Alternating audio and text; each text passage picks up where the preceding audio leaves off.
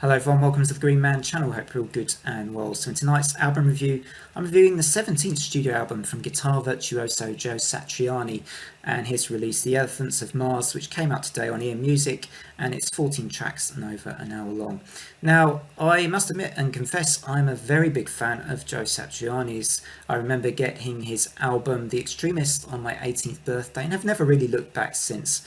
And even though his older albums are definitely his more revered and liked albums by generally the sort of a lot of his fans, I do actually quite like a lot of his post sort of 2000 stuff as well as more recent albums, probably including the likes of Unstoppable Momentum as one example.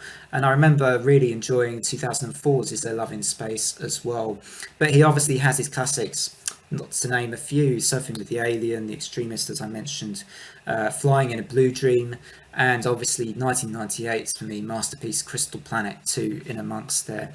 And I often feel that he gets some unfair criticism that he is all technique and nothing else, and I feel that's really unfair to Joe, because I think he has a great way that he develops his melodies and puts emotion into a lot of his guitar solos. And for me, he's not just all about technique, he has a lot to offer in his songs as well as that. And I do actually still, yeah, as I say, his more recent stuff is sometimes falls a little bit more into the more generic and sort of stuff we've maybe heard from him before. But that's where we come onto this album, because for me, this isn't really like much I've heard from him before. Whilst it still retains his signature guitar licks and techniques, there isn't much on here that I recognise so much from an album that I've heard from Joe Satriani before. It's kind of exotic, it kind of has a bit of an Eastern vibe at times, draws on multitudes of influences for me from funk, jazz, there's a bit of electronics at times in this album.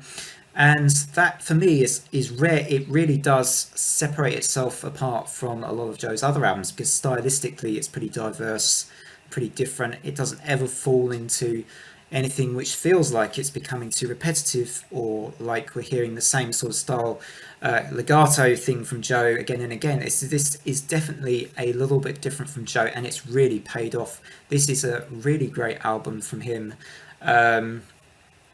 I will now go into some of the tracks from this album, in particular those that I really liked. So let's begin with the first track I'd like to talk about is the second track, which is The Elephants of Mars, the title track, which starts with some of these electronic beats before it transitions into some of the more recognisable guitar licks you're likely to hear from Satch.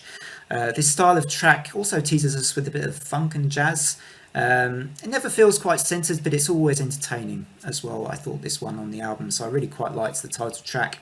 Third track, Faceless, is a little bit more like the kind of song you're probably familiar from hearing from Joe Satriani, certainly in recent years, but it's still a really good one with those lovely tones coming through, and doesn't feel out of place on the album as well, which I think is something which is about this album, which is, despite its diversity, it does feel pretty well composed and put together still. And because I think the similar kind of production and the mixing on the album that's been done here, it just feels pretty consistent in that respect.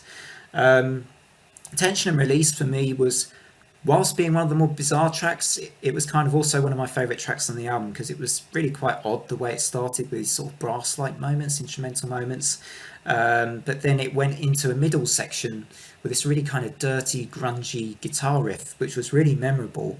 And Joe built in these really good solos into it as well. And I've really liked Tension and Release, just for being, again, something that didn't feel like I'd heard much before.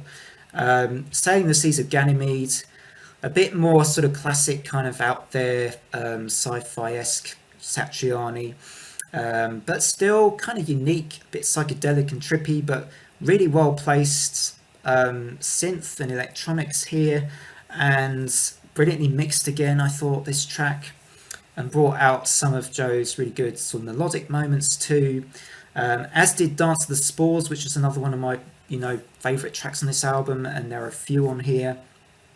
Desolate reminded me a bit, that's what the penultimate track on the album reminded a little bit of an Andy Latimer solo from the band Camel, and I adore his stuff. And this packed a bit more emotion into the album just before it was its closer, which was a slightly more upbeat and really interesting sounding Sahara, which finished the album on a really strong point too. This is, to be fair, I haven't heard I think the most recent two albums from Joe, but this was a great listen. I'm so glad I checked it out. Um, One of the best I might have heard from him. I do need time with the album a bit more to really make that final judgment, and perhaps even to eventually try a ranking of his albums. But there's a lot of albums there, but this is definitely one of the best I think I've heard from him. Maybe since I dare say maybe since his Their Love in Space, but I'm a bit tentative about saying I do like some of his other recent albums too. But yeah, great release from Satch. So if you think you've heard it all from Joe Satriani, think again. I'm giving this album an 8.5 out of 10 because whilst it is, pretty ambitious and, as ever with Joe, it's out there, it doesn't get carried away. It still feels, as I say, a little bit quite well centered, and it still has his sense of melody very much there in this album, which I really liked too. So that's it from me. Hope you enjoyed this review. To mention that this weekend I'm going to be doing my sort of book commentary on The Gardens of the Moon, the first book of the Malazan Book of the Fallen series, for anyone that's fantasy fans out there. Otherwise, from me, take care, everybody, as always, and bye for now.